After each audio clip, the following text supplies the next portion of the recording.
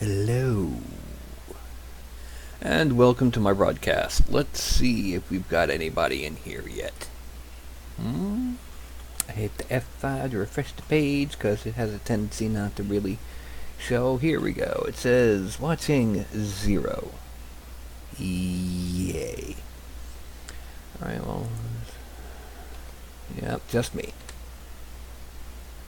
And since the show is all about me sculpting what the audience wants me to sculpt, without an audience,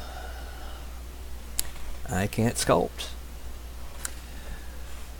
So, I guess I'm just going to be waiting here until people show up and say hi and, acknowledge that they're here and, in general, help me figure out what I'm going to make today. So yes, most of this initial, we have at least somebody here. Or do we? Well, that's probably Nightbot. But anyway, most of this is probably going to be mostly for the YouTube audience and the replay audience. Basically, today I'm going to try and, get y'all to tell me what I need to make today. Some kind of figure, not a critter, not a new race or species, but a character of some kind. Male, female, not sure what. We can figure it out as time goes on, but, it's kind of empty in here. So, it might be a few minutes. Don't worry, on YouTube I'll be posting a link down in the description which tells you when the actual sculpting stuff begins. Did I? Oh, apparently I did. For those who like this kind of thing, this is a remote control for my lights, and peeling off the surface stuff, yeah.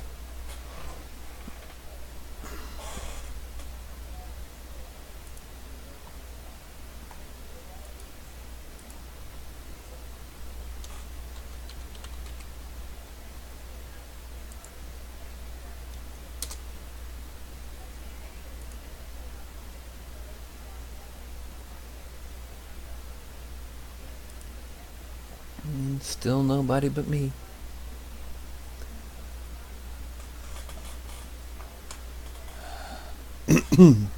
I'm on my own, without you there beside me. Yeah.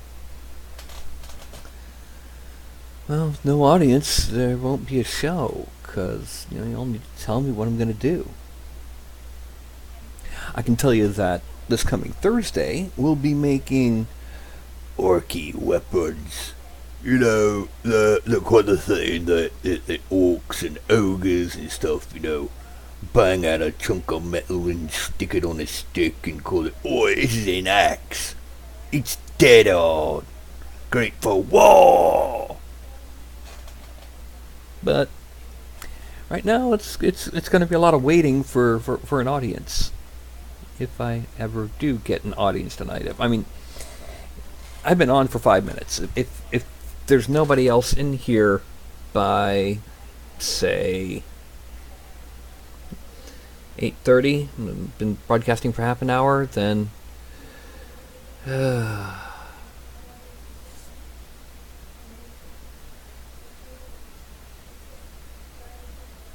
hello. Oop. Oop. And I'll be doing this completely and utterly goofy stuff until I get an audience big enough to tell me what to make. Do I have somebody else in here? Did somebody just join? Anyone?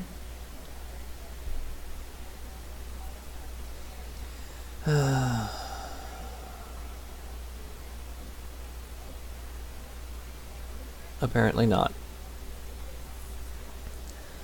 Until I have an audience that tells me what to make, I can't make anything.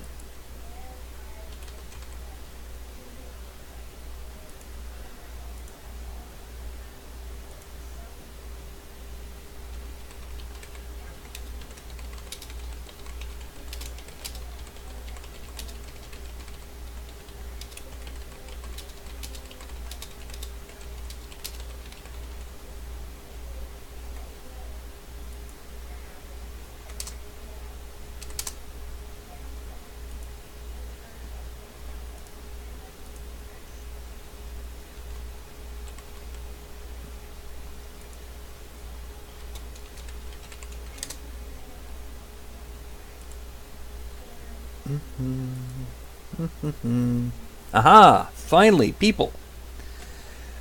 Or I think, unless those are bots. I need an audience to tell me what to make. I need people to tell me what they want to see me sculpt tonight. And right now, there's not been anyone in. No one's actually spoken or said or did anything. Chat over here is literally completely empty. Nothing.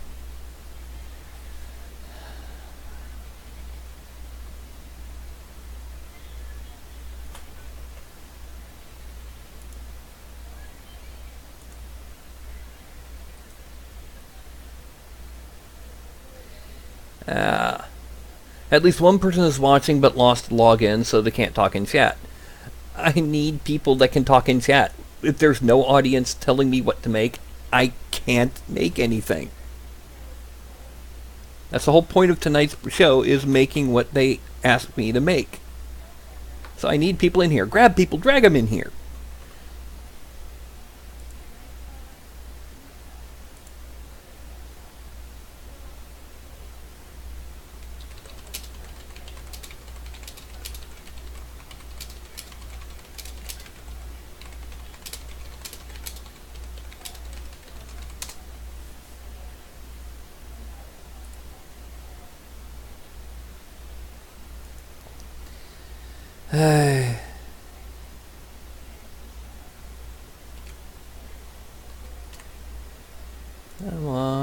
Come on, somebody.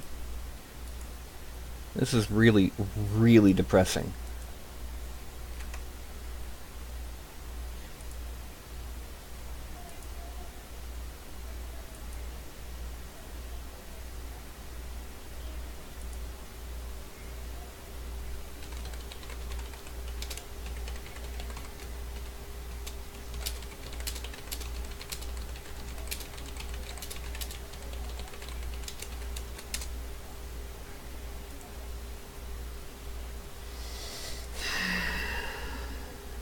I need someone in here that can speak. Aha! Finally, someone that can talk! Yay! And how are you doing, M. King? I've got a small problem. You're the first person in here who can actually talk. Oh, that's... Okay, well, same person then. Yeah, basically, I need to get at least a couple people in here so I can have something to work on, because the whole point of tonight's show was that I would sculpt what the audience asked me to make. So, at least one or two more people would be what I need, minimum.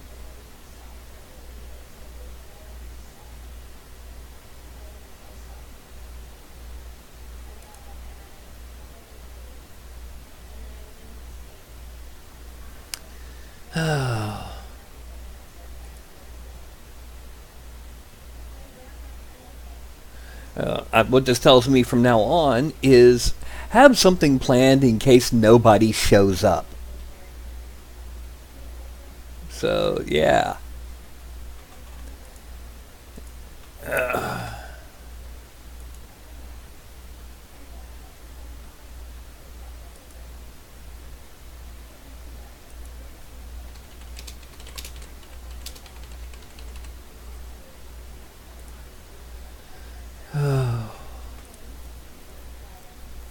Aha, Outcast. Took you long enough.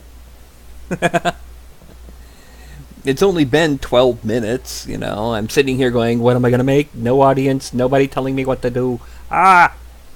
So, no more monsters for the Sunday sculpt. This is going to be a character sculpt. Well, I hope next time you fight with your printer that you make sure to put boxing gloves on, because, you know, punching aluminum extrusion can hurt. You know. But yeah, I need to figure out what kind of character to make tonight. You know, D&D, superhero, sci-fi, race, equipment, that kind of thing. And so I need people to speak and tell me what they would like to see me make. Medusa's a creature, not a creature. Characters tonight.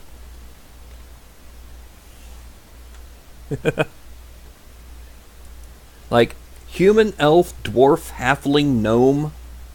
Yeah. Fighter, thief, wizard, cleric, barbarian, things like that. Which one? That one.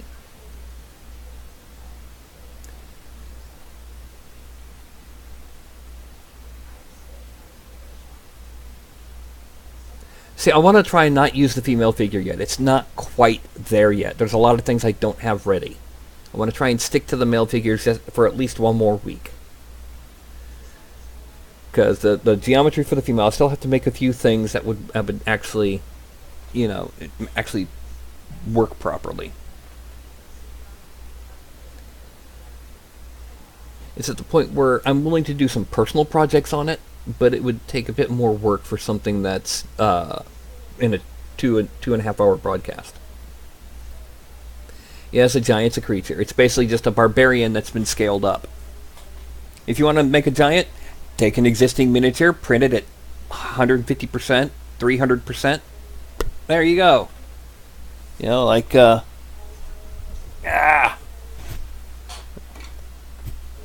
Like this.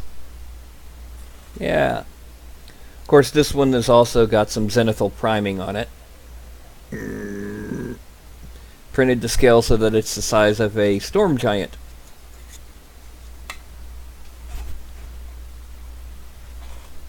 Storm giant.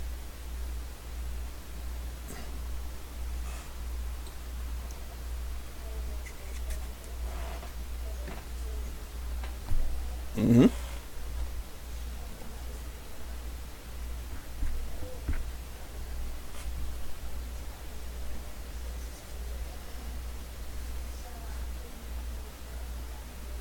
The Somber Knight. Well, what I need to know is what race is he? Is he human, elf, orc? And what is he described as using as a primary weapon, wearing as armor, that sort of thing.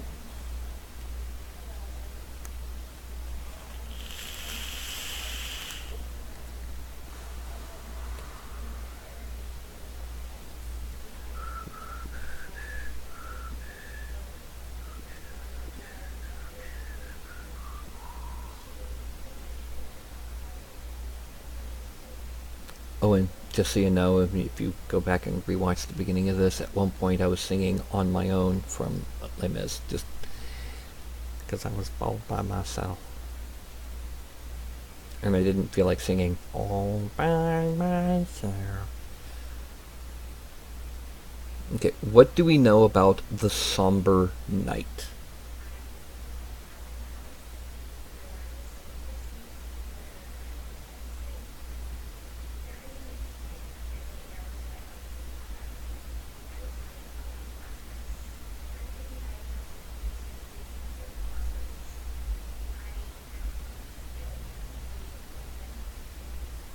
Hello? Hello? Okay, the deer-like antlers are going to make it a pain in the katukas to print. Those are very, very bad. So...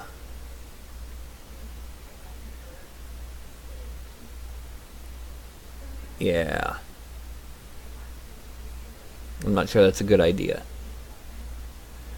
If we go with the thief, you gotta, is this a DPS thief who's, used the thief class to get the best out of this backstab, sneaky assassination thingy, or is it more of the hide in shadows, got the rope and getting ready to climb, that kind of thing. But yeah, somebody with deer-like antlers on the helmet is going to be a nightmare to print.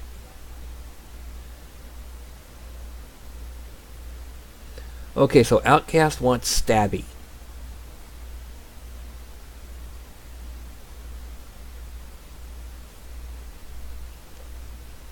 Okay. Yes, as you can see right here, I've got a Nightbot ready. It's every 15 or so minutes plugs my Discord and my YouTube, as long as there's been at least 2 posts in the chat in the past few however long. All right. Let's go a little bit further, Outcast. Human, elf, half-orc. What kind of stabby thief?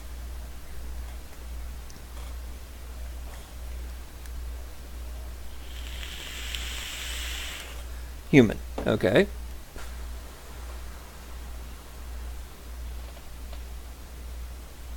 Any other suggestions? Any other... Long knife and a short knife. Or in other words, because of the way that miniatures print, short sword and dagger. Okay. I'm thinking, how about a mask instead of a hood, and if there is a hood, it's laying on the back of his neck. Okay? How does that sound?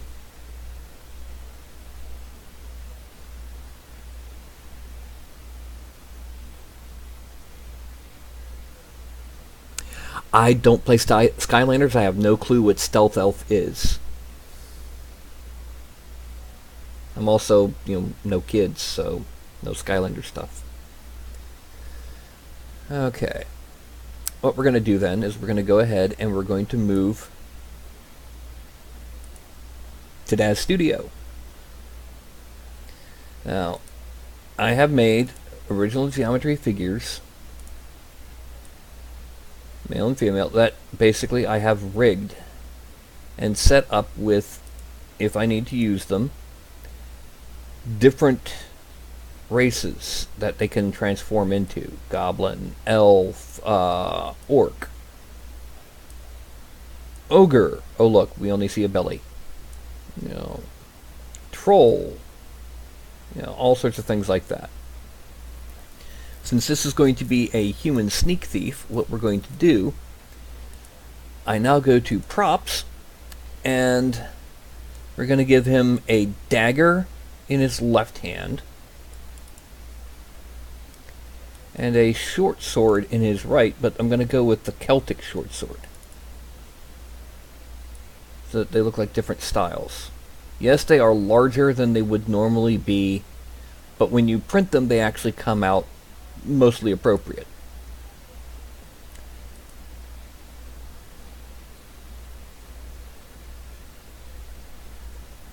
Well, hey, it's a nice balanced initial pose that we start from. Now, which means that we now need to decide what pose he's going to be in. Is he going to be in a combat pose, or is he going to be just kind of sneaking or looking up and around? What sort of pose do we want to put him in?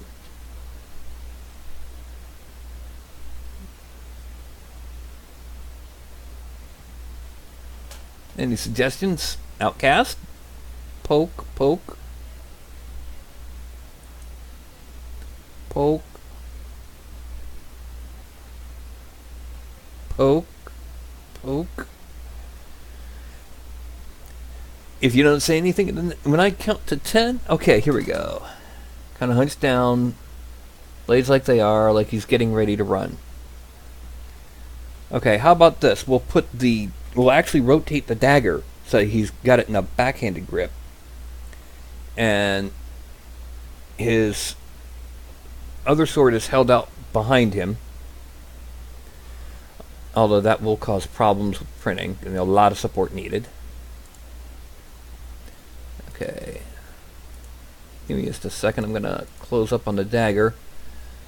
Make sure that... got to move the pivot on the dagger, since I'm going to be having him reverse grip it.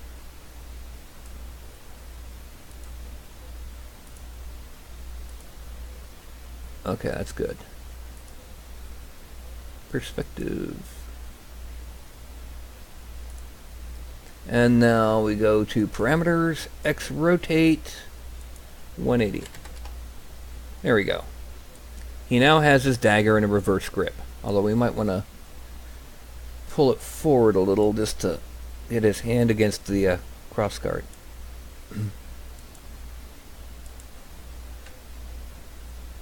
Yeah, there we go. Now, We always start by pivoting the hips. This is because the hips and the shoulders are never, in reality, unless you're at perfect attention, are never parallel to each other or to the ground. So you give them just a couple degrees of side to side. And bend forward a couple of degrees. We don't twist the hips because that's often done by, just turning the model.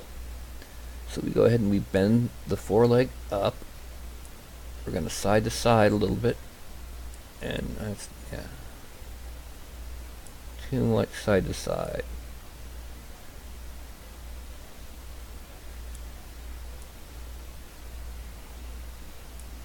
And then bend the leg. And as you can see, we now have to twist the leg.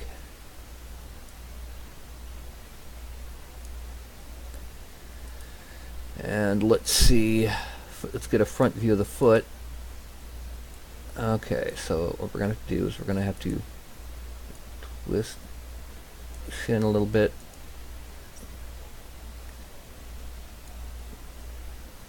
And bend the toe up just a little. And then we're going to side to side. No, there we go. It's about as flat as I can make it there.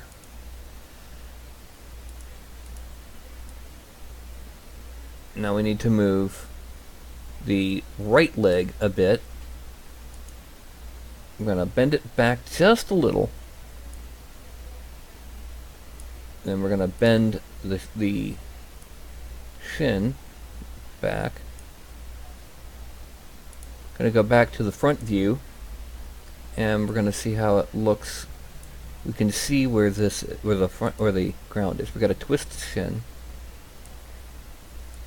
bend the foot forward a bit. Okay, we can bring the leg down a bit because it needs to be where it can touch the ground.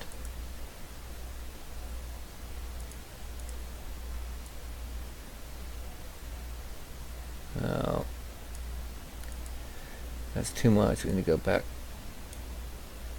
Let's unbend. Okay, and go back to the front view. Bend the foot the other way. And then bend the toe.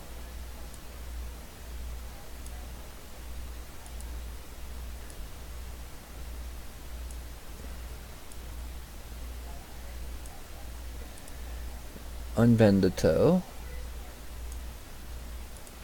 and twist the leg just a little.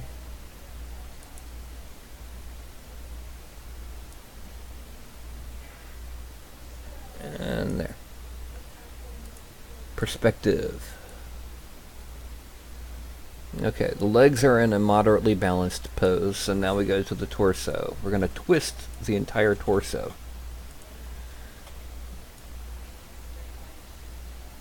That's a bit too far, about there. We're going to take it side to side a bit. Ah! That did not do... No! That's not good. There we go. We don't want it at 175 side to side. We're also going to bend it forward a little.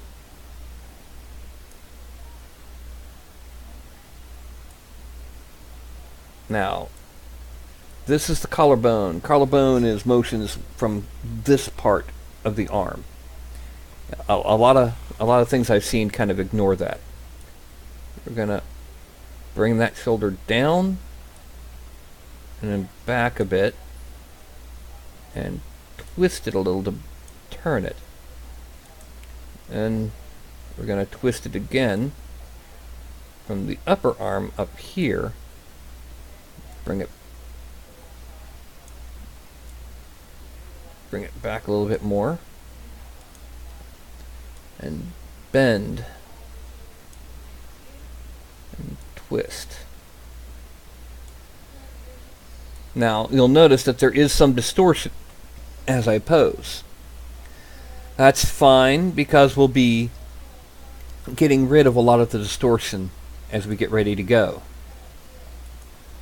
Okay, now we bring this forward a little bit. and down. Bend it up a bit and twist.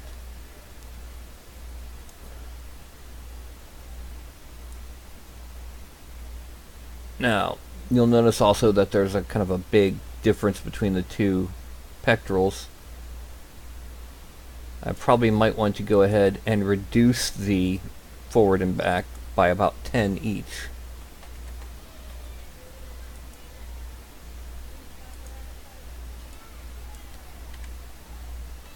And instead turn the chest a bit, another 10 degrees.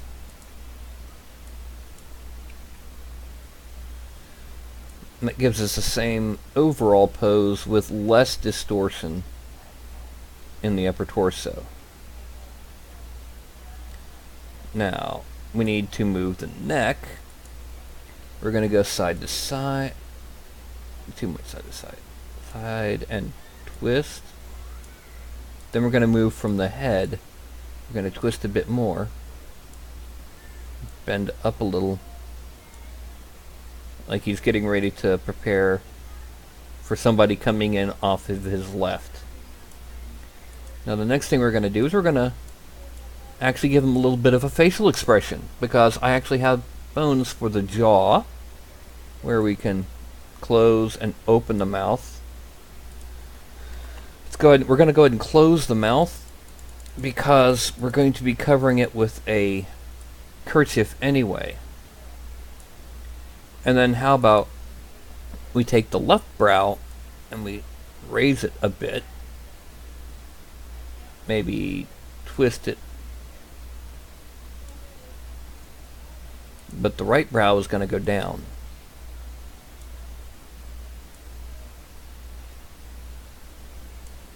Like, what are you doing?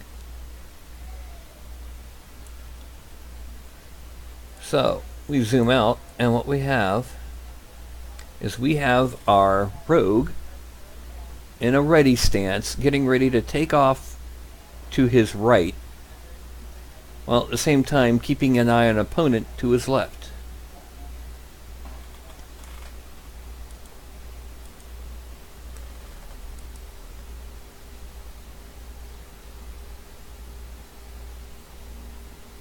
Yep. Yes, the more detail I can put in here is detail that can be replicated on other models later. Now what we're going to do, I'm going to hide the dagger and the short sword. We're going to file. We're going to export this into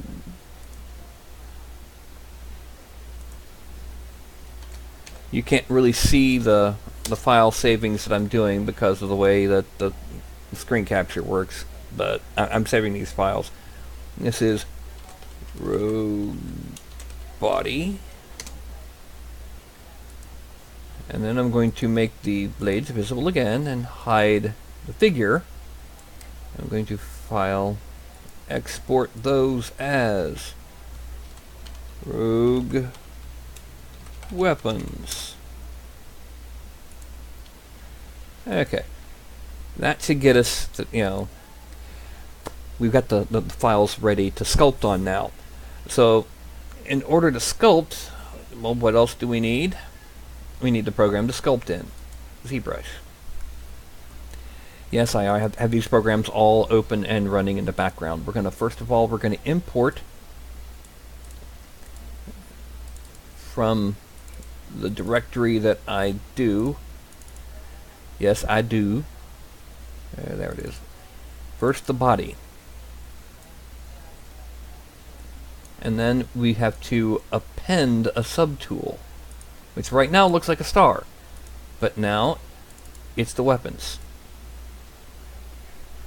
You'll notice that the subtool that's active, which right now is the weapons, is white, whereas the other one is gray.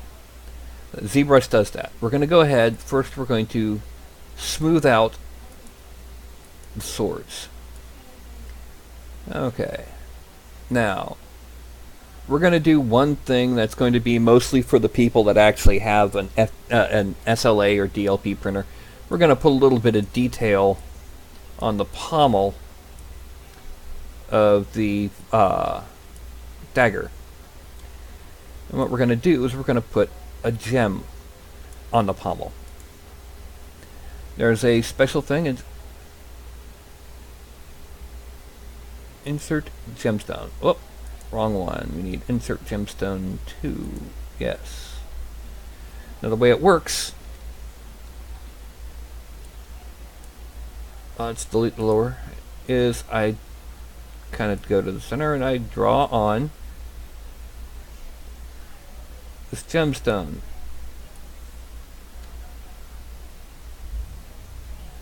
And it's going too deep, so what I have to do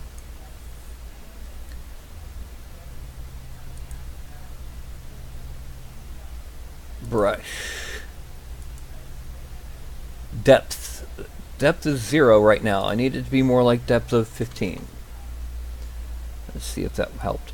Here. Not quite enough. We're going to make it 22.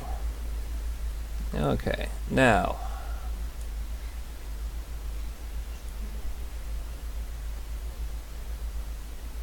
there's a gemstone on. Oh, right at the last moment, it went. Eh. Let's make it a horizontal gem.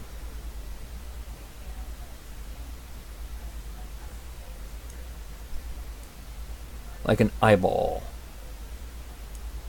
And then here.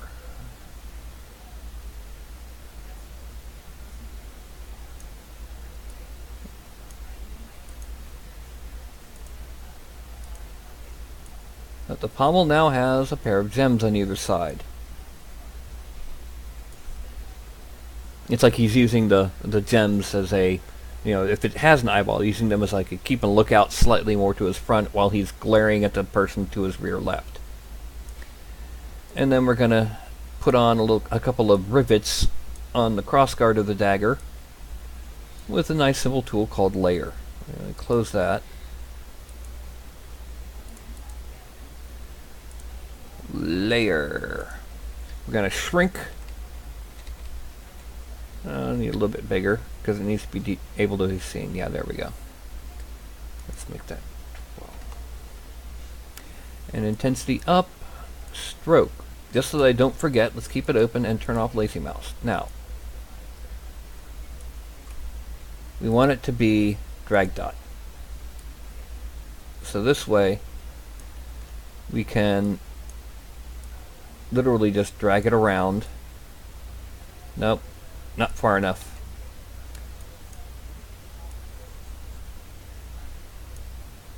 And put it where we want it. And that one didn't go quite in the middle.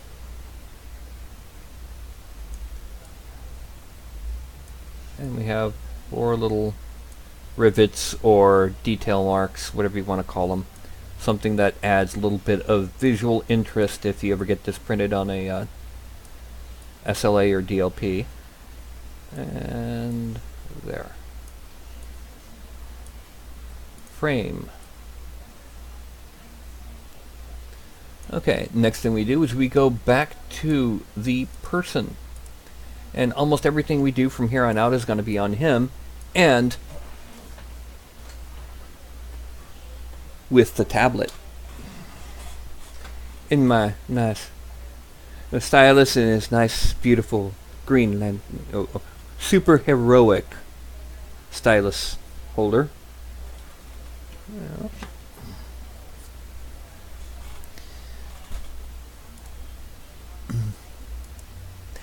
Dyson Guard does very much better with PLA, by the way. So, let's go ahead and, as with the other, we're going to subdivide it a couple times. Only this we're going to go a little bit higher. We need at least that much. Now what's going to happen, first things first, we're going to add the mask. So, coincidentally, we add the mask by putting on a mask.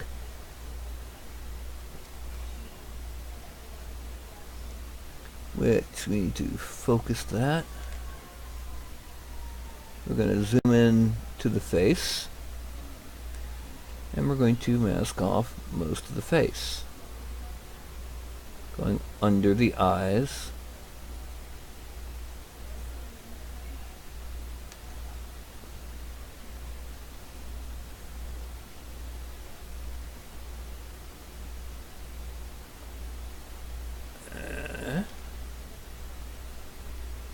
And shrink the brush a bit.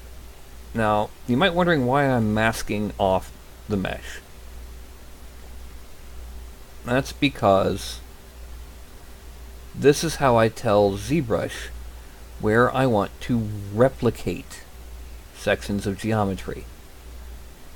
Or in this case, right here on the bottom of the ear, where I don't want to replicate sections of geometry. And then we're going to bring it around to the back of the head on both sides.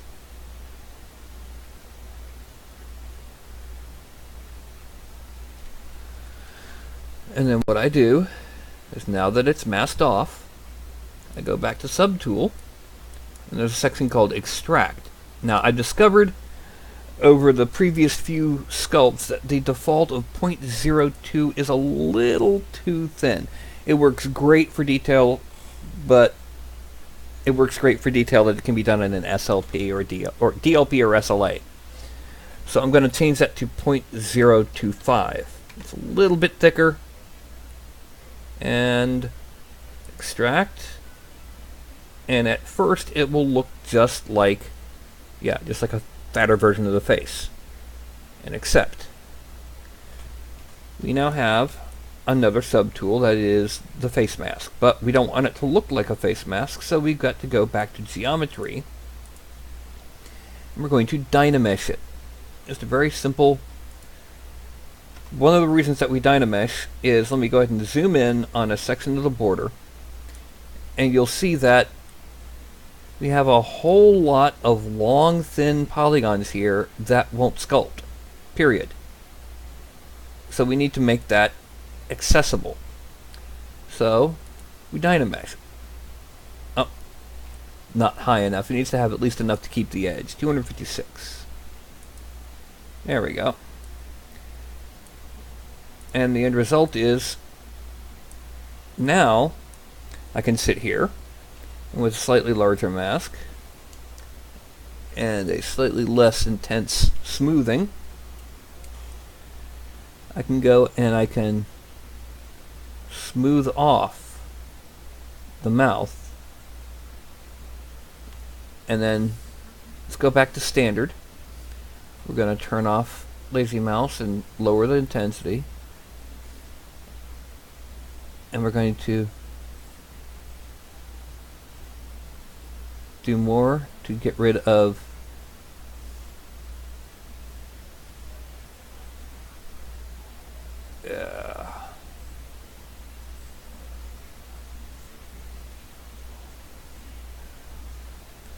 and here we have the basic mask. Now, this side over here doesn't look right. It sticks out way too far. So we get the move brush.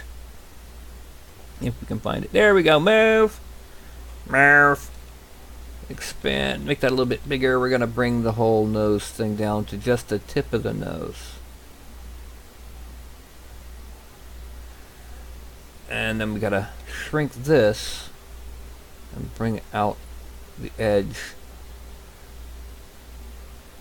And we're also going to bring it deeper into the face, because when we do our final pass for detailing and all that, it's going to blend all of this into a single surface.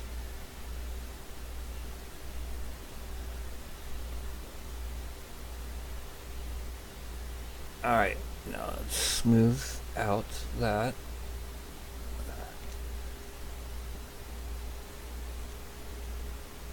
And what we're going to do next is I'm going to go back to, oh, I'm still on move, yay.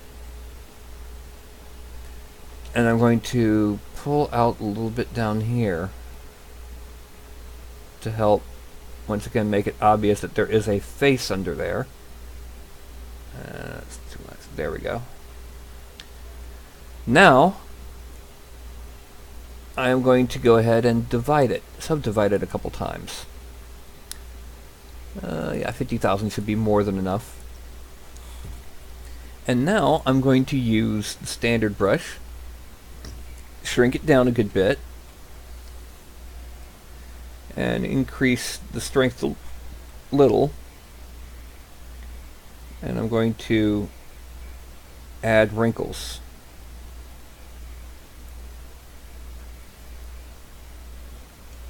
That one didn't work right. Come up from here. Yeah.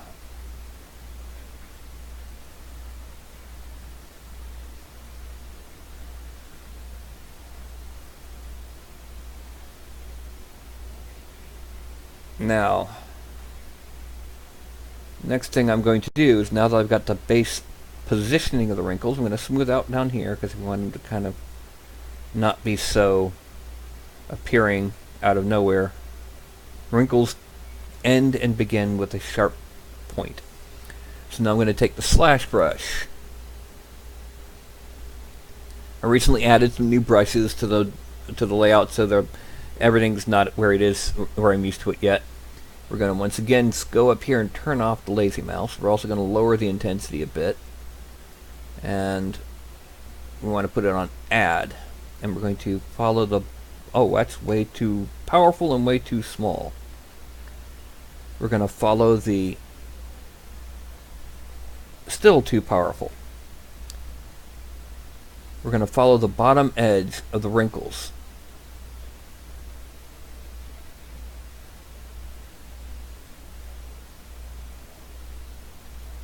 Now the reason for this is because cloth does not fold in nice smooth rolls. It folds at angles depending on the warp and weft of the fabric. Woven fabrics like silk are even more prevalent for that. Knit fabrics not so much, but they still have a warp and weft. We're also going to go ahead and clean up the edges of the top and bottom where they are on the face, so it doesn't look quite as much like sloppy geometry.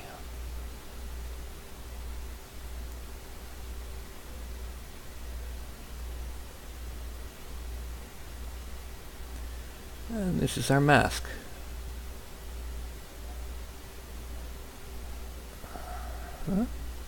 Clean up that edge. And clean up this edge. Yes, our edges are very sharp.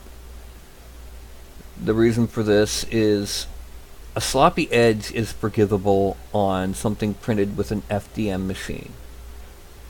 If this gets printed on SLA, it's not so.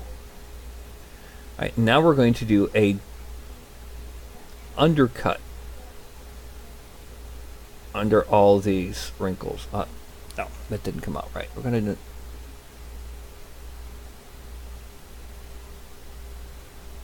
to give them more of a random cloth fold look to them, and to extend down. Another reason to give sharp folds to cloth is when painting, a sharp edge takes paint better than a dull one when you're doing like a dry brush. And there we go. That's our mask. We're going to add a knot after we do the hair. Now, the next step is the rest of his outfit. Control select. So y'all haven't gone to sleep on me, have you? I mean, I see M King and Outcast, and I don't see anybody else. And even then, M King and Outcast are haven't talked in a while. So outfit.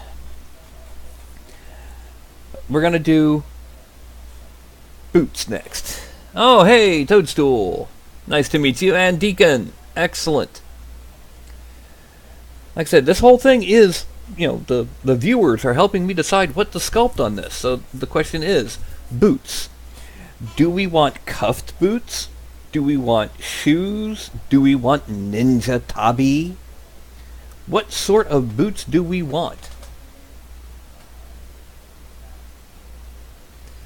And hold on, give me just a second. I had to refresh the screen. Every time I do something complex in ZBrush, it gives me another few moments of lag.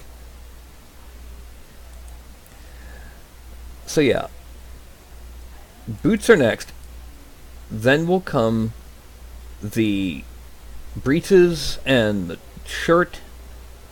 And I just had an idea. Forget all of that.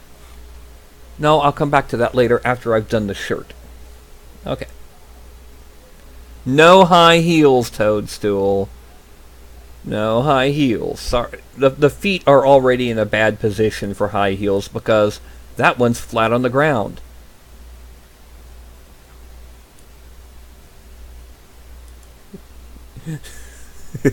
Cuff boots. Okay, cuff boots are actually easier to make in this than regular boots. What I gotta do is I just go ahead, I get to an angle where it looks like it's about straight up and down,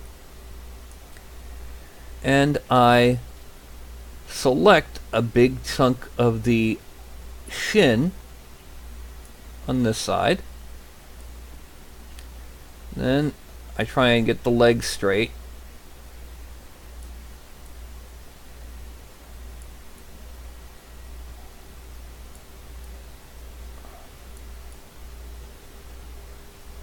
And I do the same here. A big chunk of the shin.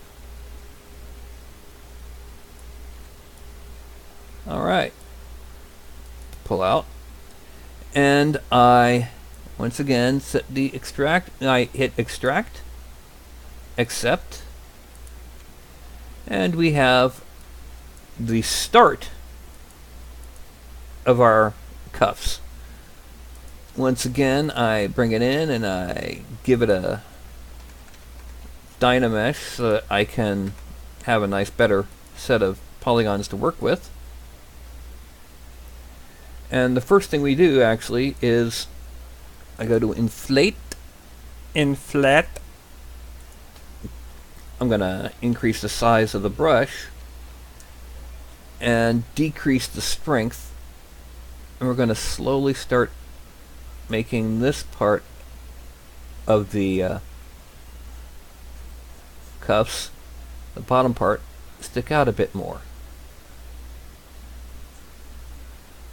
Not a huge amount. We don't want it to be like sticking out all flappy, but just a bit. We're going to come back and deal with the underside and the edges here. Alright. And now we do it to this side.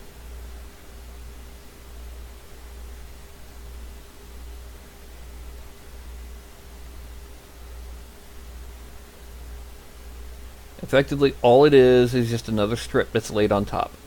A lot of the techniques that I'm using for this were techniques that I actually used when sculpting actual physical miniatures out of green stuff.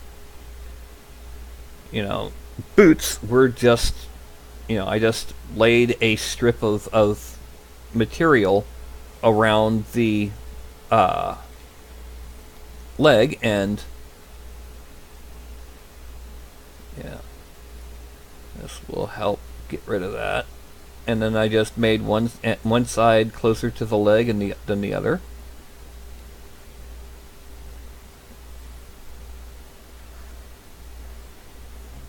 We are going to have to give it some wrinkles because it is leather, and leather is just a stiff cloth for the purposes of making a miniature.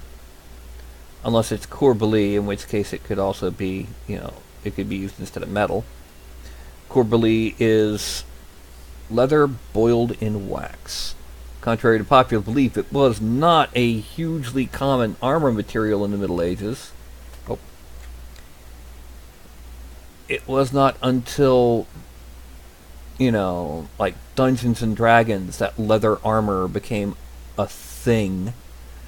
It could have been worn underneath mail or plate, but it was not in and of itself armor. Not like a gambeson. Gambesons, which are padded armor in D&D, actually were worn as separate armors, armor separate from metal. But not leather. It's odd. You'd think that, with all the assumed performance of boiled bullhide, which, by the way, turned out to be not quite as good as people thought, that they would have used it. But no, once you got to the point where you had metal armor, leather became material non grata. Okay. You can see already it's starting to look like cuffed boots. Now, in order to give it more of a wrinkly look, let's go back to standard. Up a little bit, and we're going to bring in a bit down like that. Just something to give it an oomph.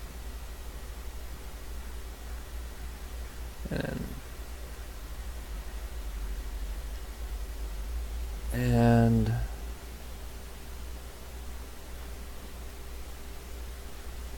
now we're going to use smoothing to...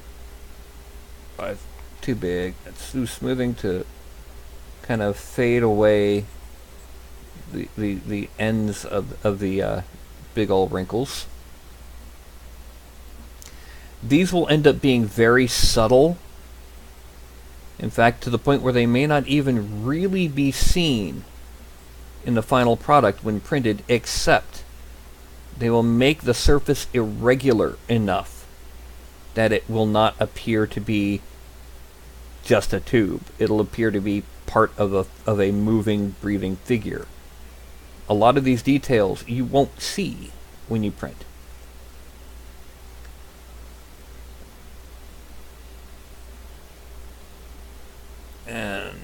And over here. Now, as we did with the wrinkles on the mask, we're going to go back to slash, and we're going to slightly mark off the bottom edge of them. We are going to then give it a little bit of smoothing, just to make it a little bit less distinct. Unlike cloth, leather does have a tendency to make a bit more of a roll to its folds. And you can already see it's looking more appropriate. We're also going to go ahead and bring a little bit up here. Move. And then... Now, the reason why we put the mark on the bottom edge of the wrinkle is because of gravity.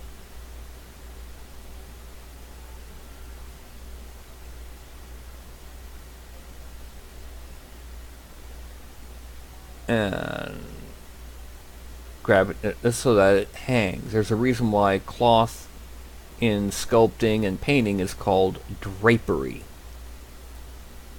Okay, we have our cuff boots.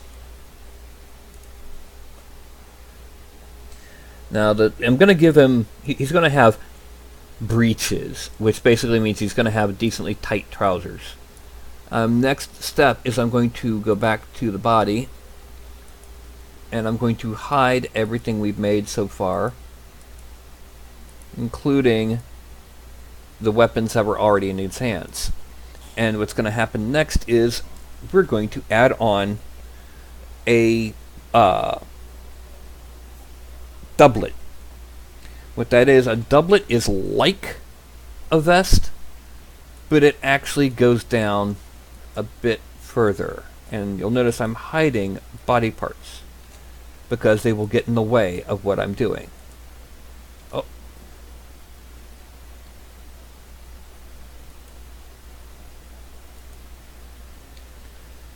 Includes the hands and the forearms.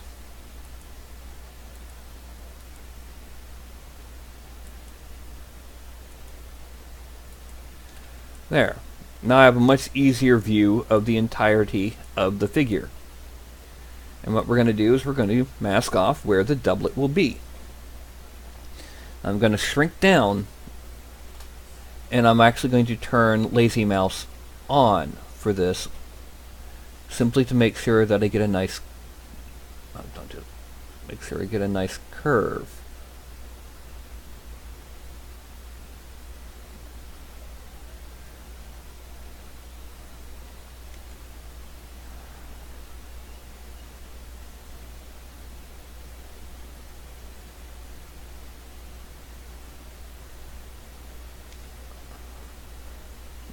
See, a doublet, in addition to being like a vest, was also usually well fitted. They were expensive pieces of clothing, and the better your doublet, the richer you were.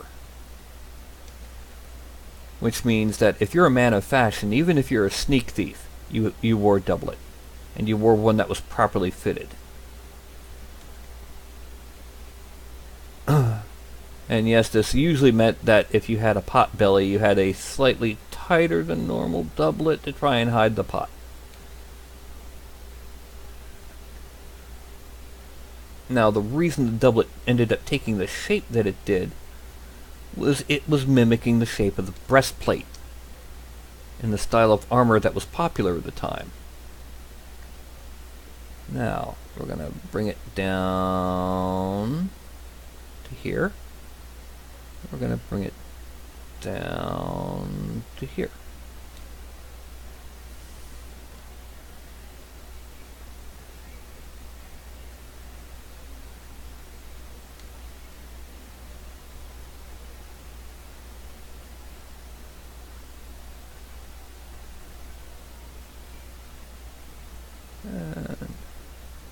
Yes, I try to film my streams, not just with how I'm doing what I'm doing, but also a little bit of historical perspective on what I'm making. Come on. Okay, let's bring it down to here, and then it comes out onto the leg a little bit. And on the same token, it comes out down to here onto the leg. And we're going to erase a portion of it just to make sure that the angle is a little sharp.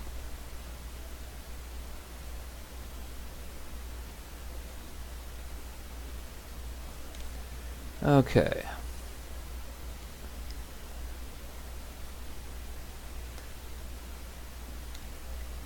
You'll note that it does have a split in the back the same way it had a split in the front. And the split happens just below where a waist belt would be.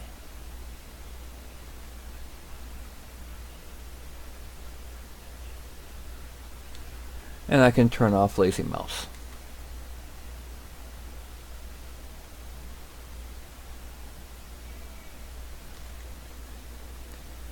And there. Now I just start filling in the gap. Because of the way this works, I will in fact have, let me make the upper arms go away. Because of the way this works, I will in fact end up with a multiple layers of detailing on the torso, which means at some point we're actually going to make the chest, actually the entirety of the body invisible. So we don't have to go through this whole make body parts invisible one by one business. Once I have finished and extracted the doublet, I'll be back in to peek at chat just as FYI. And then our little rogue will be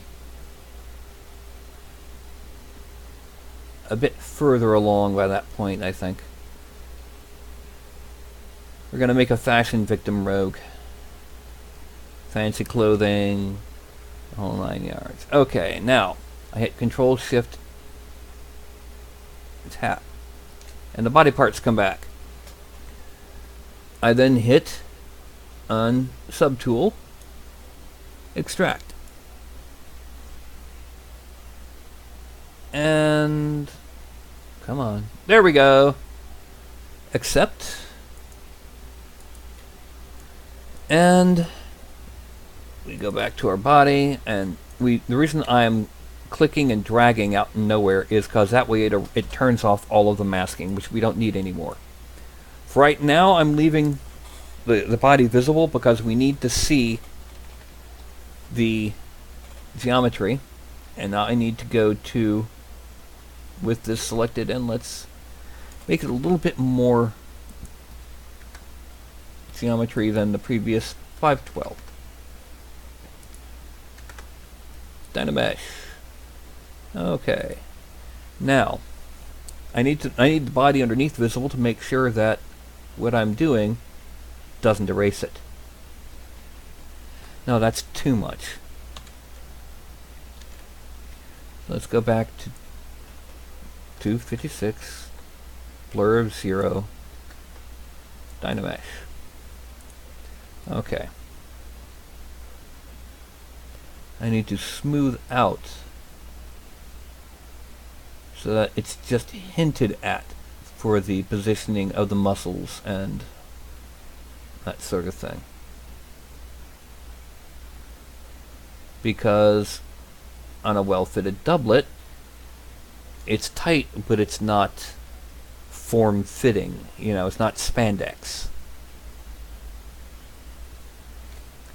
I'm going to go ahead and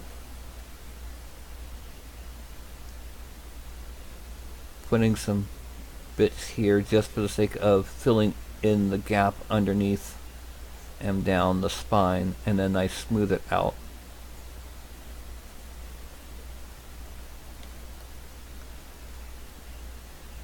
Okay, and now that I've got the basic shape down, let me smooth out that part of the chest, I'm going to hide the body.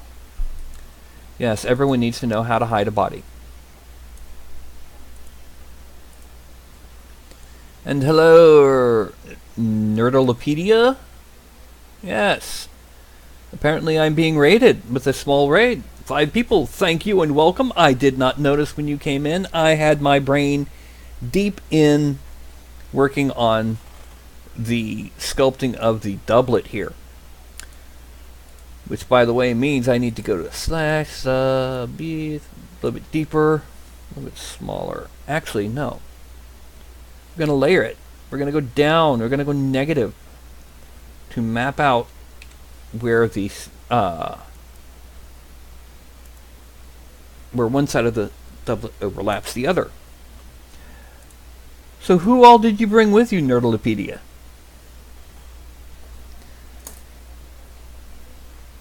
It says you're raiding with a party of 5.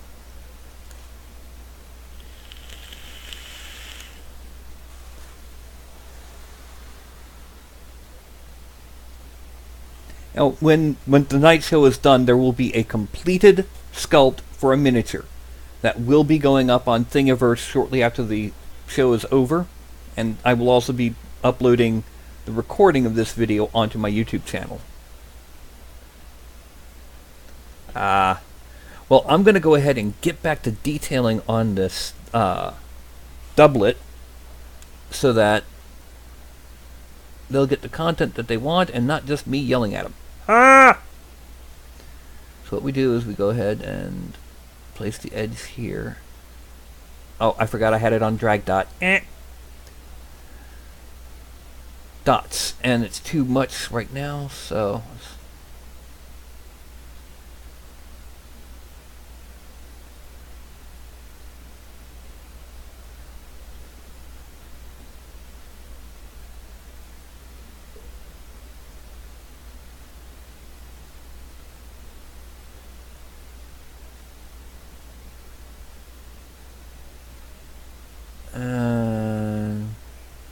That's still not enough.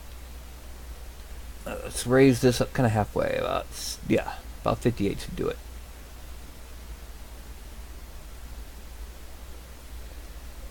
What's going to happen is we're going to go ahead in.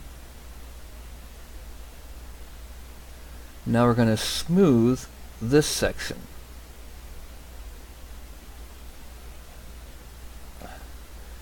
We're going to give it a geometry divide because this is just not enough geometry to work with. 2.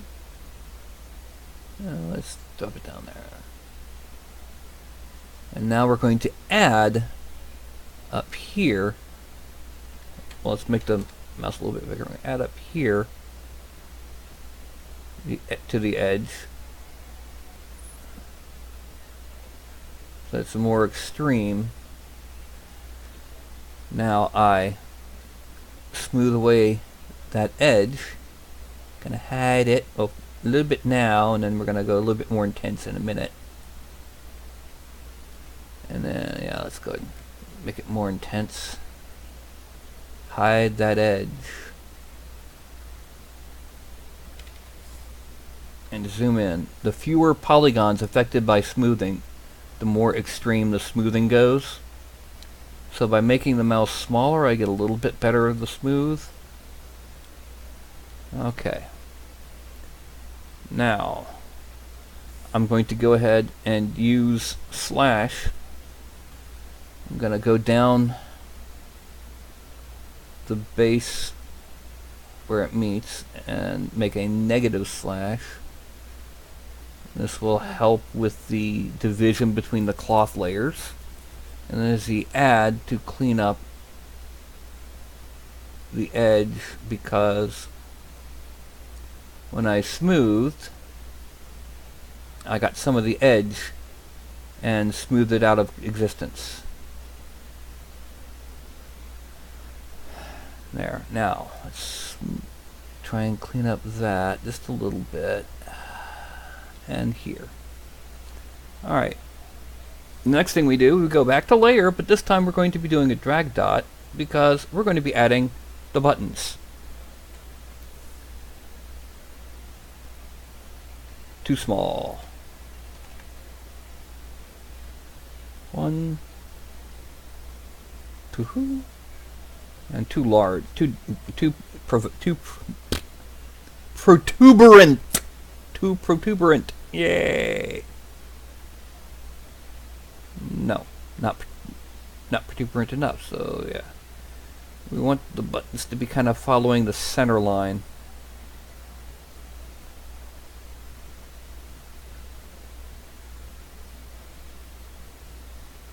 Okay. Just to get a view on how it looks now, let's go ahead and do a full screen shot.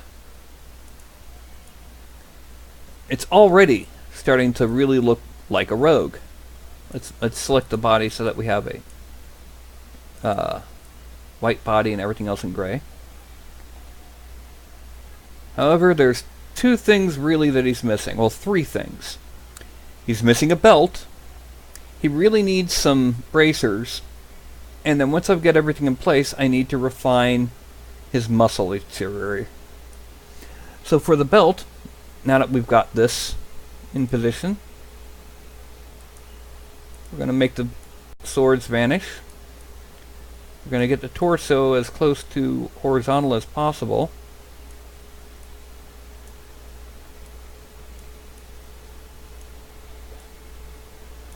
Because the belt is going to, and let's make the hands go away and the arms, just because they are getting in the way of doing what we're doing again. Now first, let's bend like that. Rotate. Okay, we need to go back a little bit this way, just a little.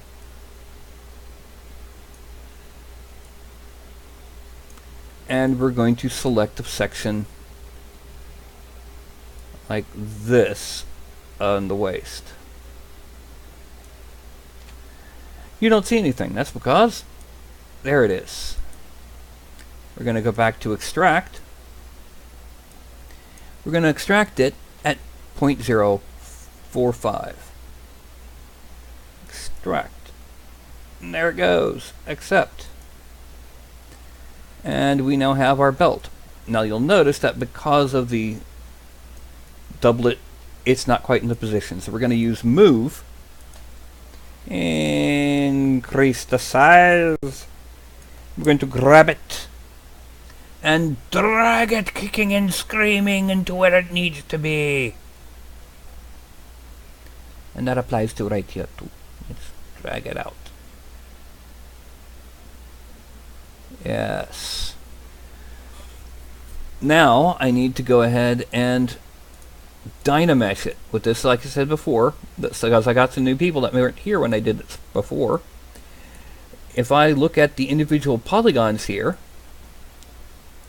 you'll see that while there's a lot of squares along here, which is good because it means I can sculpt in both directions, along the upper and lower edges it's nothing but a lot of long, thin, small little lines going in and out. That's not good. Dynamesh will give me enough geometry to actually do some sculpting while retaining the basic shape. It's a form of automatic retopologization, which I know it's probably what a lot of y'all don't care about. And now I'm going to grab this bottom edge right here and move it too much. Yeah, there we go. This is the size brush I need, and let's bring it down a bit just for the sake of evening it out. Now, most of the belt I'm not gonna do anything to, simply because it doesn't need it. In fact, let me go ahead and turn that off. Next thing I'm gonna do is subdivide it twice. Brings us to... I don't need 1.93 million polygons. There we go. Bleed higher, bleed lower. And to make a buckle, we're going to hide everything. Body. There, that's what we need to hide. And we're going to come up, hide these, and we're going to select... actually, no, let's just go ahead and select a chunk like that.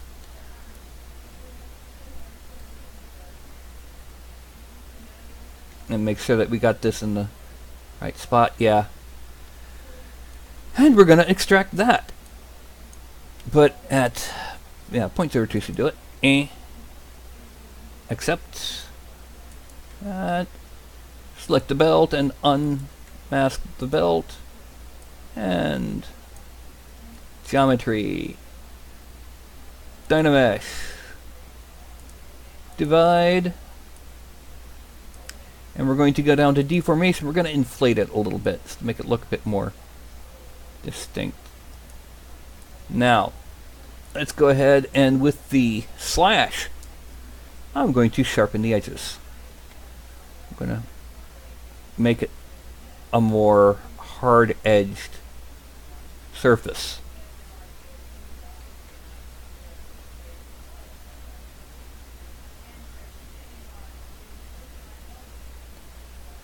And yeah. And yeah. And there we have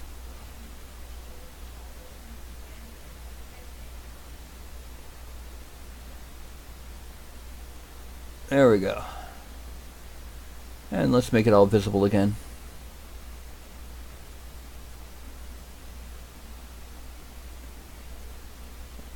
Now, since I got this selected, Control-Shift-Click, and it brings it all back. He needs bracers and hair. Ow. Ow.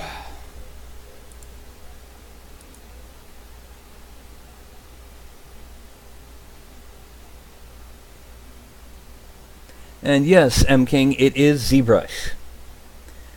The thing is, a lot of what I do in ZBrush you can do in almost any other of these sculpting programs. And by that I mean Sculptress, Blender. There's other programs that can do sculpting. Mudbox. What I do is optimized for ZBrush, but will work in other programs. Okay, let's go ahead and actually, before we do anything else to make the bracers, we need to fix the geometry of his forearms. We want this to be a combat rogue, so we need to go ahead and improve his musculature. Now, we're going to do a little bit of detail work on the muscles of his upper arms, but we need to thicken the forearms more than anything so that we can build these bracers. We're going to build a little bit of a bicep, not a lot. Build a little bit on the upper back part of the upper arm. That is where your tricep is. We're going to give a little bit of detailing, a little bit of protrusion of the elbow. Muscles aren't the only things that need to be detailed. You also need what's called the bony landmarks. Bony landmarks are most prominent on the face. That's where most of our facial features are bony landmarks, in terms of like your cheekbones, your brow, your chin, your jawbones. You know, those are all bony landmarks because they're bones. Make the bones of the wrist visible. And then I'm not going to make the forearms too detailed. Just going to be enough to make them have enough thickness to properly show a bracer.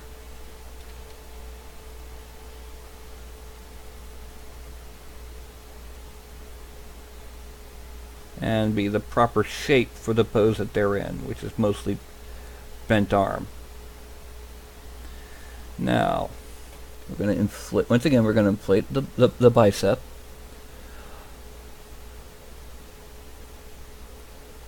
And up here, the back of the upper arm for the tricep, and the bend of the elbow to be the bony landmark of the elbow. Let's bring it down a bit because it was too far forward. Okay. Now, we have our arms done. Now you'll notice we're not going to do anything with the torso or the legs. The torso's hidden. The legs will actually be given wrinkles. Yes, they'll be given wrinkles. I mean, come on. It's like you're wearing some kind of weird pants or something. You know, I mean, come on, please. You've got wrinkles in your legs, then there's something going wrong, or you're very, very old. Or your legs aren't really legs, or they're like him, they're breeches. And breeches are cloth. And they can have wrinkles, because it's like that. You know? Yeah. So, I'm going to paint on where the bracers will be. We're going to make them less combat heavy armor bracers and more cuffs.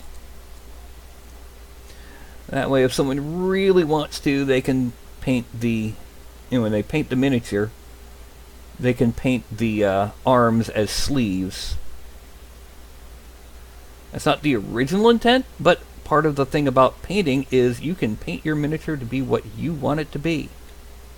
I mean, just because you've got an Eldar Striking Scorpion miniature doesn't mean you can't paint it to be your custom power armor superhero character, the Black Mantis. You know? Yeah, you may not be able to use it in, you know, a given game that does, you know, everything has to be exactly the same and you can't use other company stuffs.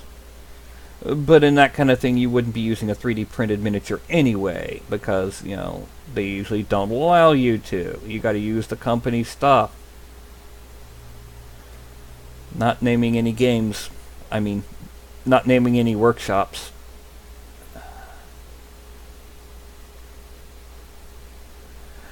most of you are too young to remember, but around the turn of the millennium, there was a game out, a tabletop war game out, called VOR, V-O-R. And the concept was there was an extra-dimensional vortex, which is what gives it its name, that acts like a black hole, but it sucks up random planets from random realities. So you've got some worlds that follow the laws of magic, some worlds that have science. Yeah, and eventually each of these worlds ends up being sucked into the inner vortex and torn apart. So most of these races that are fighting have already lost their homeworld. And they're fighting for some way to either survive or figure out how to escape the vortex. And one of the things that it had was custom force generation rules. You could create your own army. I knew one guy who created an army of pro wrestlers and luchadors, with the luchadors being the more mobile. You know, I knew one guy who created an army based on superheroes, and someone else who created an army based on anime characters, specifically Slayers, the mages from Slayers. And now let's extract these at 0.025. Extract. Accept. And we have bracers. And just to get rid of the masking so I don't forget about it. Alright, now the thing is about these bracers, we don't need to do any further detailing to them. And putting, making everything visible.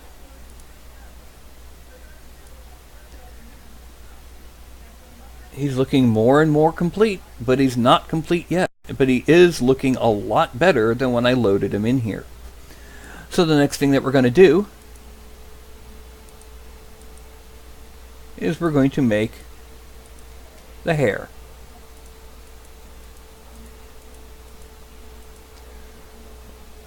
One of the things about the hair is it's going to hide the back of the mask. We're going to give him kind of shaggy, kind of long hair. And we're going to do it the way we've done clothing. We're going to mask off part of the head.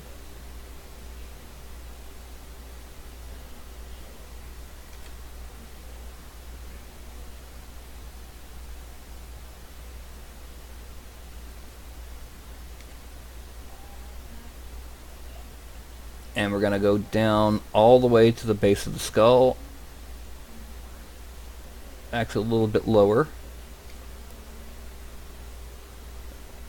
And this is going to be the base geometry we're going to be sculpting our hair out of. There we go. And then, well, let's make it a little bit sharper on the edges here.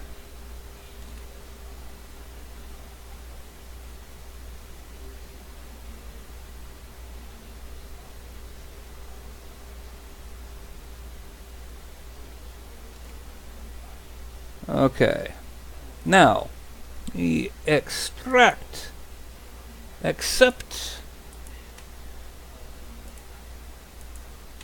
and then we go into the geometry and we dynamesh. But this time we're going to dynamesh it really low, because the first thing we're going to do is we're going to smooth out the edges where it would be kind of close to the head.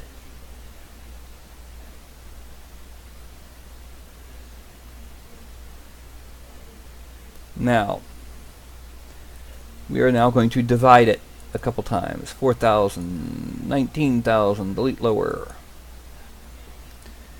And first thing we're going to do is we're going to move. We're basically going to grab small chunks and drag them out as shaggy bits of hair.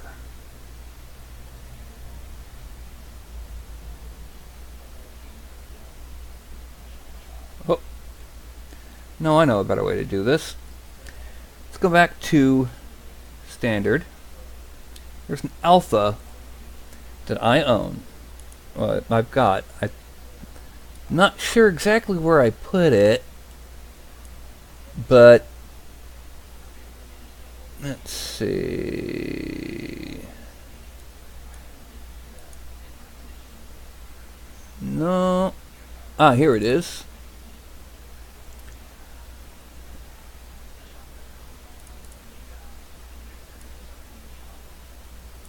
Oh. Actually, no, that's not going to work. So we're going to snake hook it. Yeah, snake hook. Basically, it follows the path of the mouth as you drag it.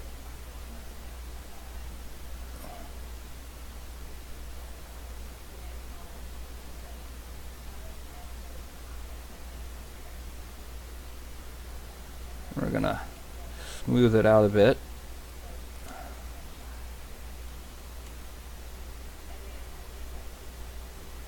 Oh, no, we don't want it to do that. We want it to do that. Move it around.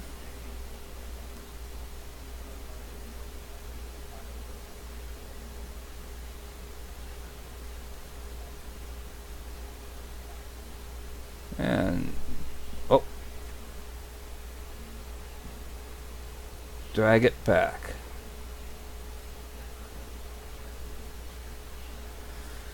And we're going to move this a bit closer to the ear. I'm going to move this a bit up.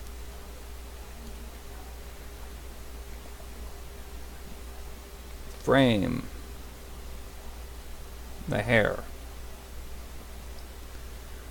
That's just to give a basic shape.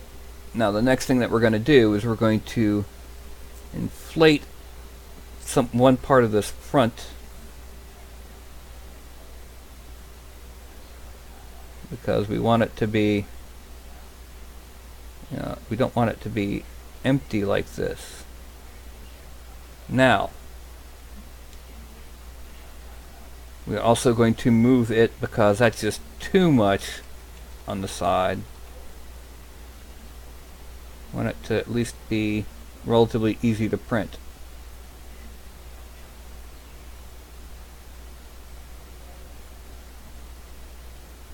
And bring it out. And now we're going to dynamesh it yet again. The reason for this is by stretching it like that, we've stretched the polygons and we've made them mostly useless. Now, next thing we're going to do, we're going to use a slash subtract, and we're going to carve in things like the part. And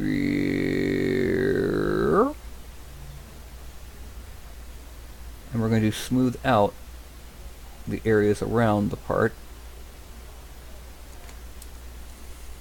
And let's peek into chat.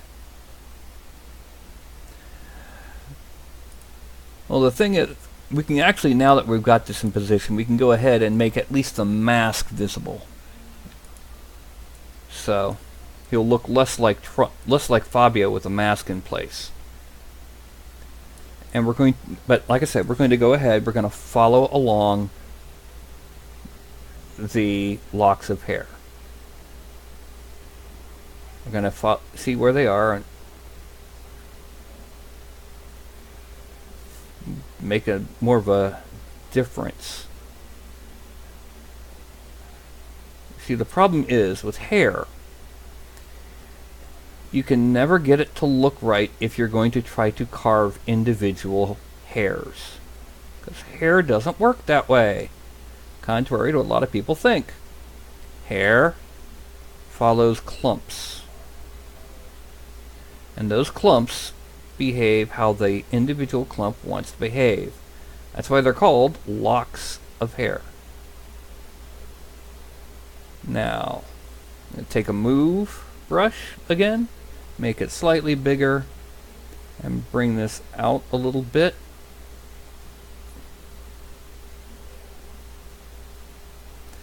we're also going to bring it out away from the mask, because the hair is hiding the tie of the mask, which also means we don't have to worry about making the tie.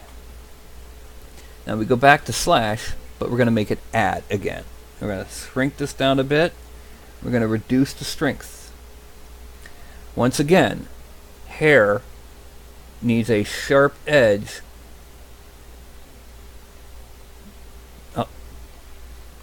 Needs a sharp edge to catch the edge of the paintbrush when you come in for that dry brush. But we're not going to draw on one side, we're going to draw on both sides of the lock.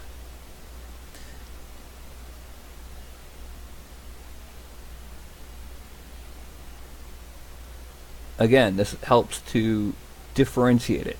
It also helps to let paint settle in a crevice if you're going to be using a wash instead of a dry brush. Dry brush is probably a better technique to use on hair, unless you're going to be giving it a weird look. You know, like, you're gonna make it look like the hair is made out of fire by giving it painting it red and giving it a yellow opaque wash, or what have you.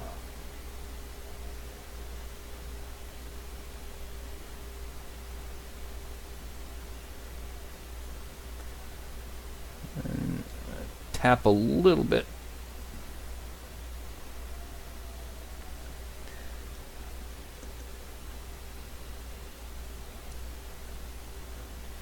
So yeah, he's got a mullet.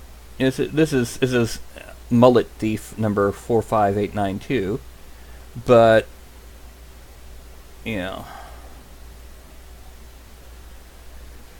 back then they didn't care about things like style. You know, it's I have hair. So do I. Oh man, when I was your age, I had hair. But, yeah, who cares about hair? Just something to keep your head from getting cold.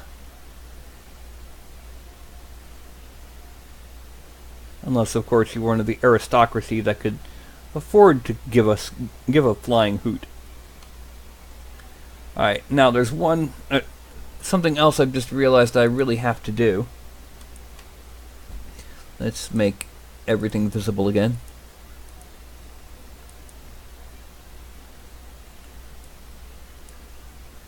I need to make the hands actually look like hands and not noodles. And that's going to use inflate once again. Yay! I'm going to zoom in. While I'm here, I'm going to exaggerate the brows just a bit to make it more clear that it's an unusual expression.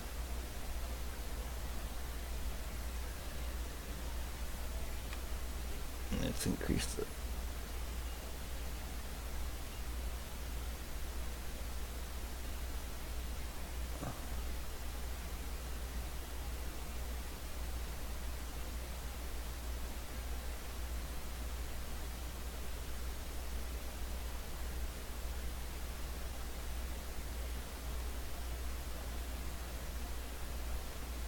Let's smooth that out.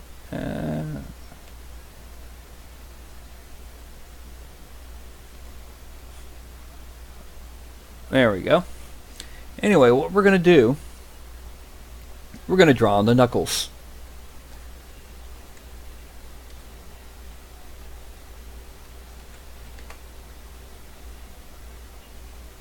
And the purpose of this is it helps point out where the fingers really are.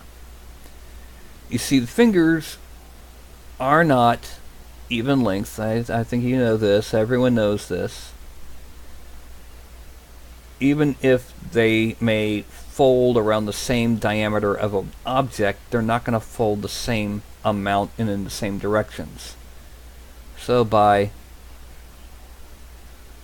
exaggerating this in the placement of the knuckles, we help make the hands, which were posed as a single object, look like they got individual fingers a bit better. We're also going to draw on these tendons on the back of the hands.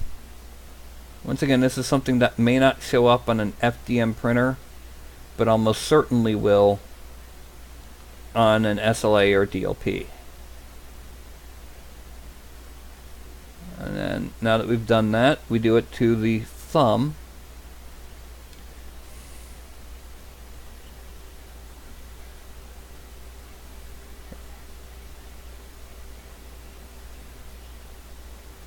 And we smooth it out a bit just for the sake of making it a bit more pointy. Yeah. This is more of a gestural thing for the hands. We do need to inflate there to close that up, because the way it was just going to be raw geometry. All right, now move over here and do it to this hand.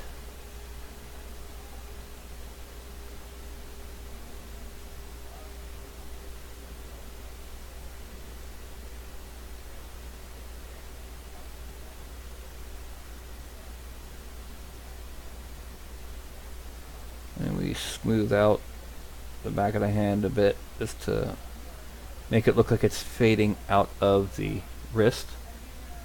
And now the first knuckle. Bing, bing, bing, bing. And we smooth the space between them because it makes it more of an even arc. And it helps us make the knuckles a bit more pointed and not quite as bulbous.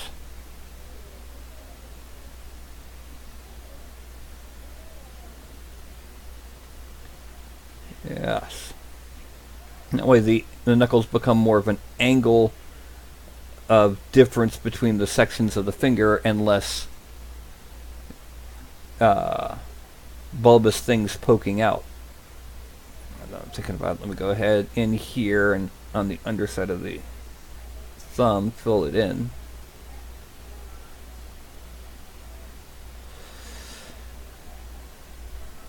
And then we're going to go ahead and I'm going to make the darn weapons invisible because that Celtic style hilt is hiding the darn first thumb knuckle.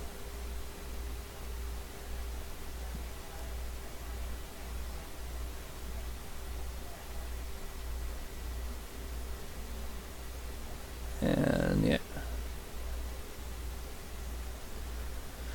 And we have a bit of a swell there, just to, once again, to make it exaggerated and smooth things in. And we make them visible. Okay. Next step we do is wrinkles on the legs. We're going to hide the weapons once again. We're going to zoom out just a little. Gonna peek into chat. And hey Buzz, how's it going? Alright, now I have Outcast, Buzz Aldrin, and Toadstool TV. Or Toadstool Live in here. Pardon me while I get some sody pop. Yes, the 3D printer is good for more than just miniatures.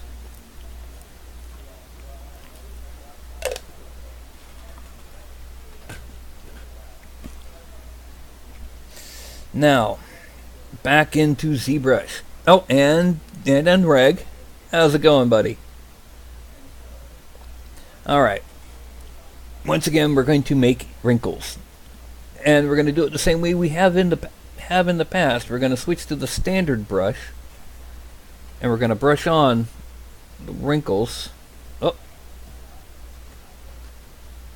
It needs to be a larger draw size. We don't need an alpha. Oh, that's too large.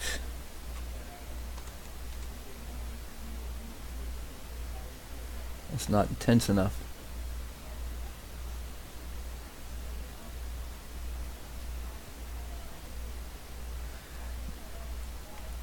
Yes, there is a reason I am using the legs themselves as the fabric, because why reinvent the wheel? You know, think about it. We already have everything we need here, so we just add on a few stylized wrinkles.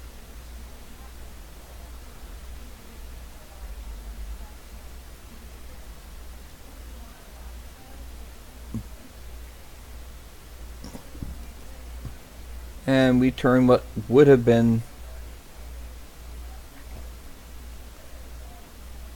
part of the body into part of the clothing.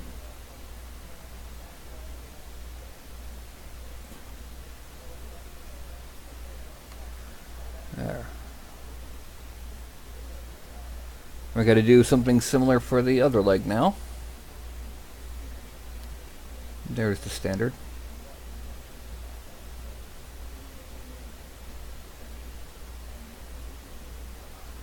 Okay, and we smooth out on top of the wrinkle. It's kind of blended in better. And we smooth out both ends of the wrinkle. And then we take the slash brush and we sharpen the underside top to give it a look like it's actually being affected by gravity. And we smooth the edges once again, or the ends of the wrinkle. And now we've got wrinkles on the front, and the back needs a couple wrinkles, including the back of the legs. Go back to standard. We're just going to do a couple wrinkles back here because most people don't pay as much attention to the detail in the back. But it still needs something to properly look like it's, you know, got some wrinkles to it. Once again, we smooth the tops and we smooth the ends. We then take slash, and I don't mean the musician, go underneath the bottom of the wrinkle. I mentioned it before, there is a reason why clothing in painting and sculpture is called drapery, because it drapes in gravity. And by doing that, we give it more of a cloth look. It's smooth in side of the legs. Okay. Next thing is we need to put just a couple zigzags on the back of the knee.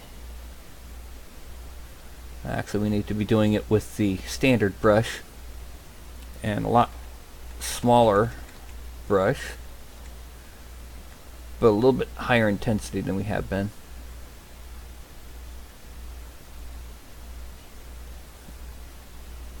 And we get a little zigzag, and we smooth out the ends.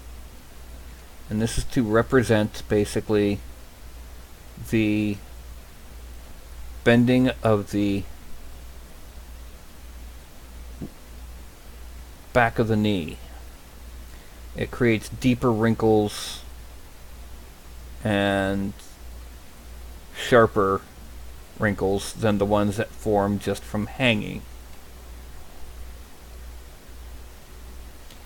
Now that we have the basic down, that's when we go to slash once more. Slash. We add the slash on the bottom. Oh. A slash.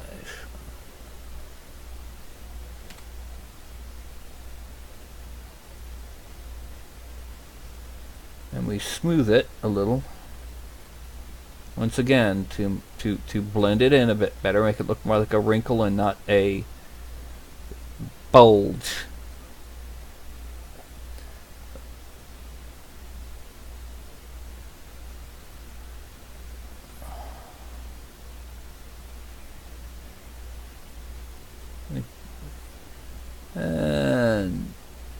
result is, yeah, there we go.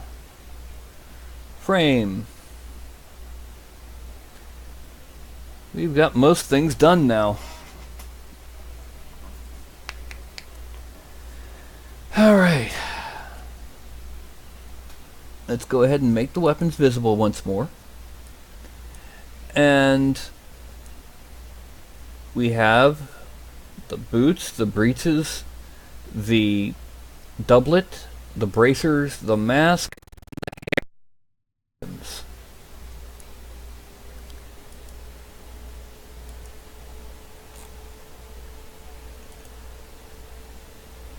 Okay. So, next thing we've got to do is we got to bring in the base. So to do that, we append another subtool. In this case, it's the standard pointy star thingy. And I go over here to import, and once again, you cannot see what I do when I do import because of the way things are, but I'm basically just finding the object file for a basic base. It's a base. But what we have to do is we have to now lower that base because it's going through the feet. So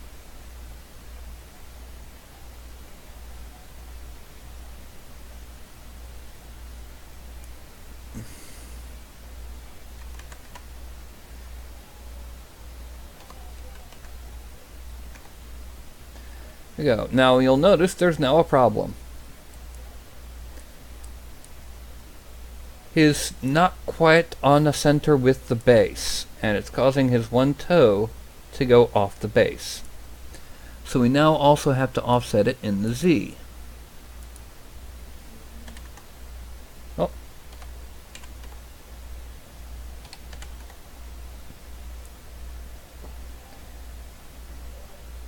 And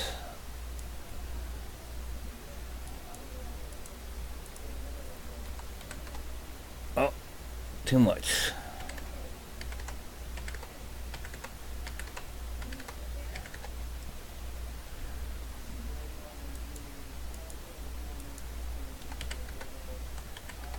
Okay.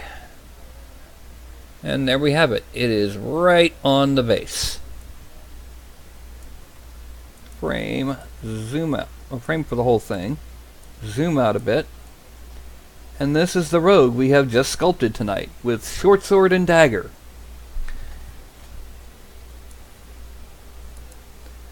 Next step is we go up here. We select the body. And we go to merge. And we want to merge down every time until we get a single solid one-piece geometry. This is actually not very printable as it is for one primary reason, and that's it's still multiple pieces. So what we do is we go and we go, once again go to geometry. We're going to be doing a Dynamesh, but we're going to be doing a significantly larger Dynamesh. And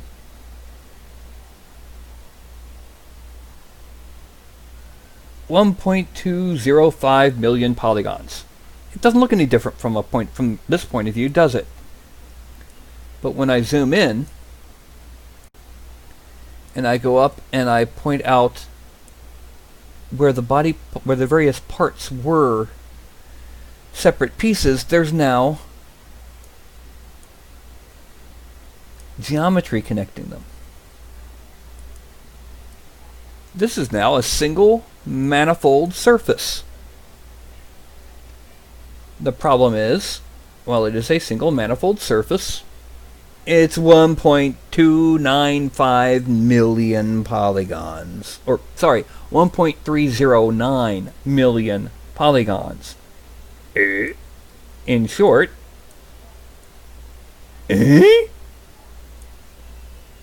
so what we do now is we do what's called decimation. This is never going to be posed again. This is never going to be articulated again, so we can get away with this. It reduces the geometry based on the amount of detail present. And it does it in a destructive manner. It destroys what was there. I click that button, and it analyzes the mesh. And I can put my tablet up.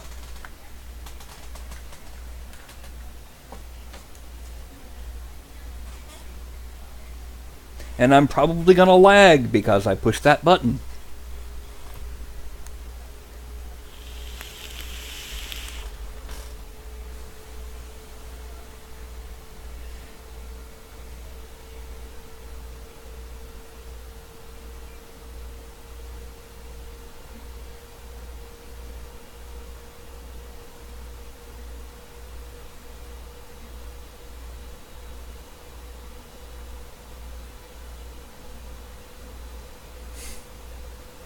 I'm almost certainly going to lag because I pressed that button.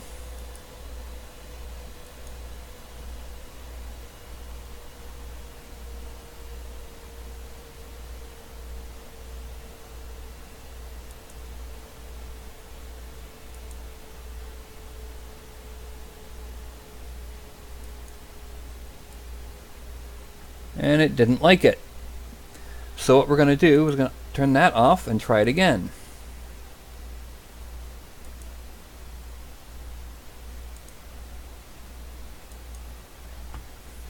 So are y'all actually liking the look of this rogue? I'm thinking that with the mask and the twin weapons and the light clothing, it's going to really get across that it's a rogue. And here we have a rogue come to say visit. Say hi to Carlton. Yeah, little fuzz bucket. What are you doing? What are you doing?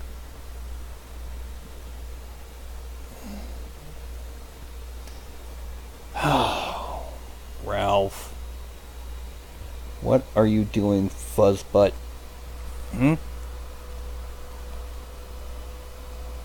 What are you doing? Besides giving me kitty kisses. Alright. Put this down. Down you go, fuzzball. And it is now 35,000 polygons. We have our finished rogue. So I'm going to go ahead and export it.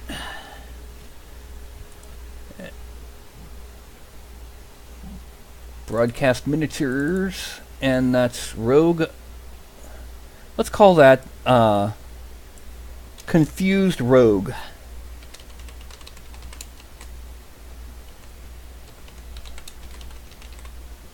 Confused rogue. There we go. Save.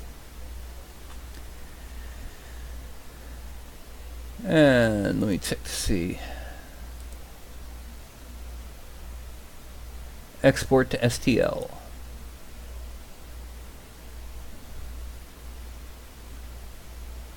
I'm going to make it confused rogue figure STL. That's the way I'm basically I'm just saving both the STL and the OBJ from here. And our confused rogue is done. Closing ZBrush in a minute, but I don't have to worry about that because all I got to do is, oh look, it's craftware.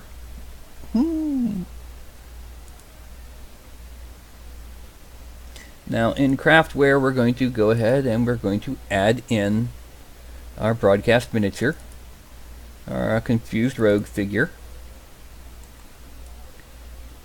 And let's push him forward just a little bit more because we want about that much space between him and the cooling tower behind him. He's also a lot shorter than the cooling tower. He is 36 millimeters from the... Hey, up here, cat. Yeah. 36 millimeters from the bottom of his base to the top of his head. 36.1. The cooling tower, therefore, only needs to be 38 millimeters tall. 38. Now we go to adding supports. This is where I like craftware because I add the supports where I want them. Yeah, let's go ahead and have this one be moderately straight. I can also add angled supports so that I don't have to worry about where they are going on the rest of the model. I just click and drag.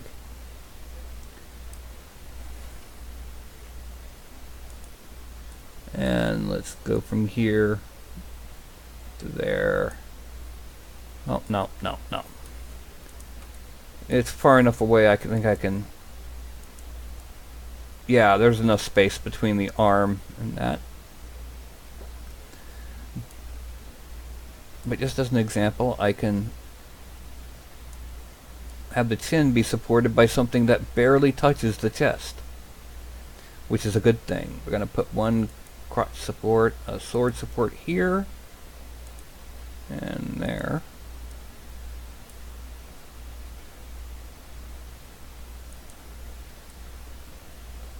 And we're going to give a support for the back of the hand that comes away out here.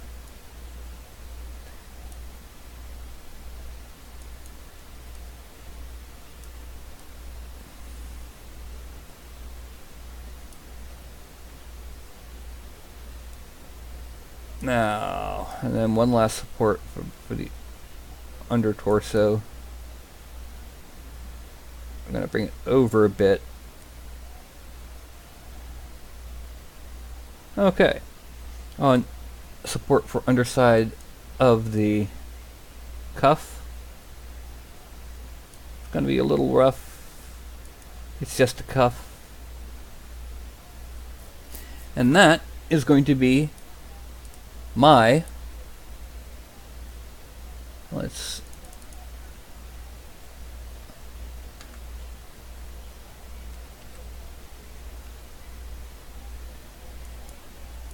I won't go any higher. How many? Okay, now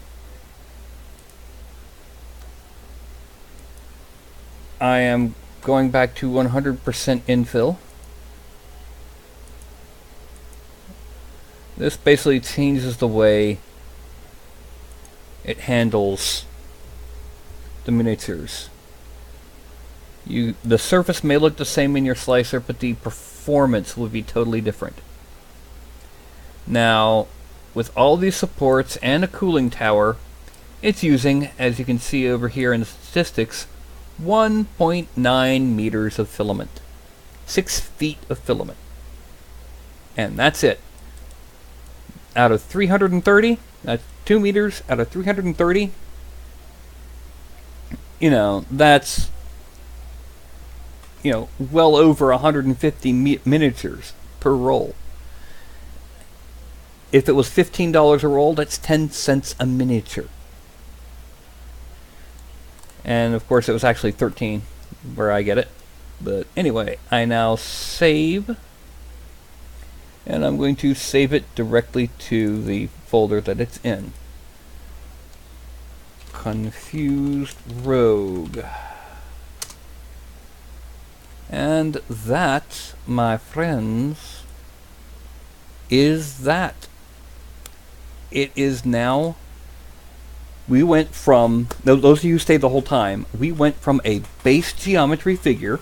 Well, let me go ahead and, just to show you what I'm talking about by that.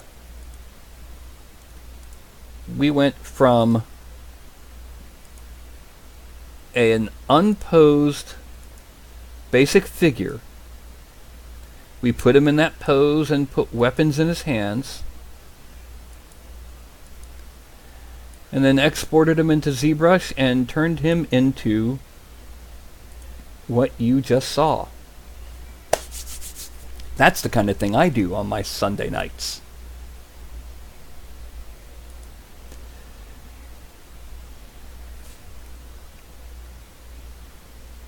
Oh, you didn't know Craftware did custom angled supports? Yeah, that's why I like Craftware. That is my #1 reason for Craftware.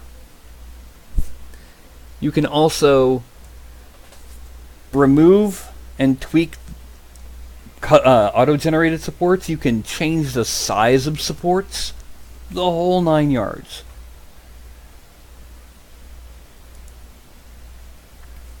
Anyway, like I said, right now, the miniatures are done.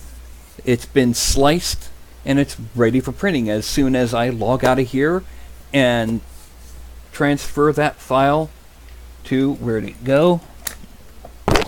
Here it is. For that file to my micro SD card, and then take the micro SD card and put it in the printer. So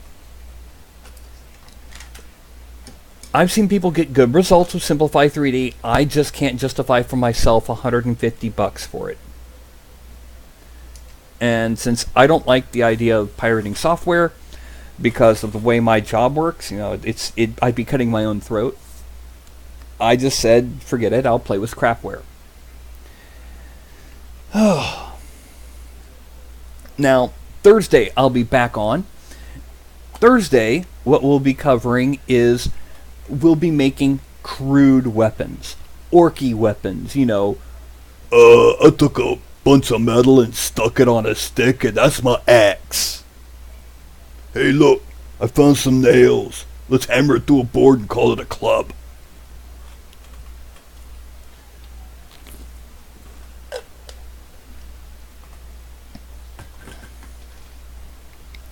And that will be Thursday at 8 p.m. Central Time. As it is now, I'm about to go ahead and log out. And what I'm going to do is I'm going to be holding up my hand. And as I count down, when I get to 1, I'll be logging out. Now, if you're watching this later on YouTube, don't forget the whole like and subscribe business with the buttons and the stuff and the bell and the, hey, I'm here. You know, so I'm going to go ahead and I'm going to start my countdown.